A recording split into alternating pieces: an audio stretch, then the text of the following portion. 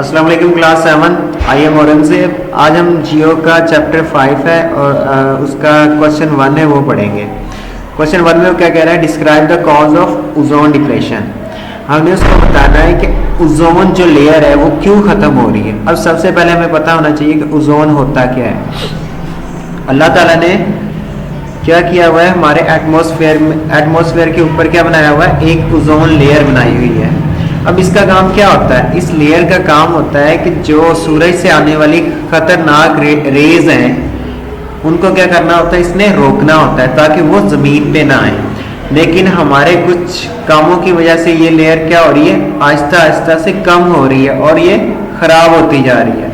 Means इसमें से छोटे छोटे सुराख होते जा रहे हैं, जिसकी वजह से अब क्या हो रहा है, ये तमाम जो रेज होती हैं खतरनाक, वो कहाँ पे आ रही हैं, ज़मीन पे आ रही हैं और हम लोगों को, जानवरों को और पौधों वगैरह को इफेक्ट कर रही हैं। तो हम पढ़ते हैं इसके बारे में। The ozone is a region of earth stratosphere that absorb most of the sun ultraviolet radiations.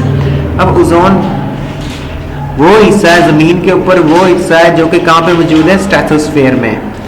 That absorb most of the sun ultraviolet radiations. अब ये क्या करता है, इस बहुत ज़्यादा रेडिएशन जिनको क्या कहा जाता है, अल्ट्रावायलेट। अब अल्ट्रावायलेट रेडिएशन ऐसी हैं जो इंसानों के लिए, बाकी जानदारों के लिए क्या होती है, खतरनाक होती है। उनको क्या कर लेता है, एब्जॉर्ब कर लेता है, जज्ब कर लेता है।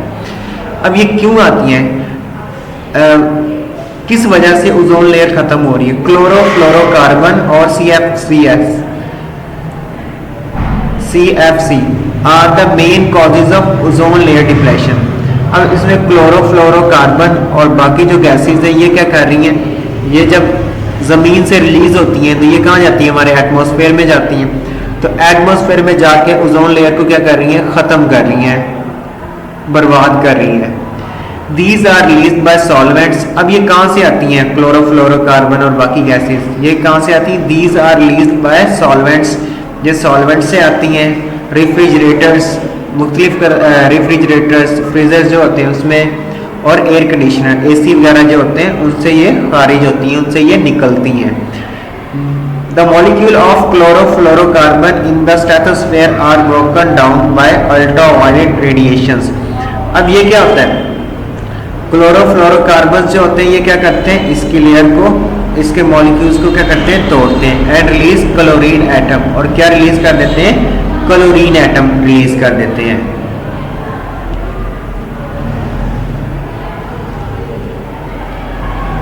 Ozone depletion can cause increase amount of UV radiations. अब इसकी वजह से क्या हो रहा है, यूवी रेडिएशंस बढ़ रही हैं टू री।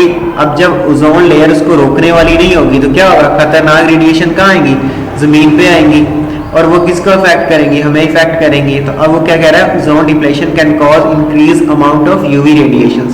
इसकी वजह से क्या आ रहा है, यूवी रेडिएशन बहुत ज़्यादा तादाद में कहाँ आ रही है, ज़मीन पे आ रही है। Which can lead to more cases of skin cancer. अब इसमें ज़्यादातर क्या होता है, इसकी वजह से क्या हो रहे हैं, स्किन कैंसर हो रहे हैं, मतलब जिल्द के कैंसर, हमारी जो स्किन होती है उस पर क्या हो जाते हैं, कैंसर हो जाते हैं। एंड इम्पेयर्ड इम्यून सिस्टम, और हमारे इम्यून सिस्टम को भी ये क्या कर रहा है, ख़राब कर रहा है। Too much UV radiation become the cause of skin cancer.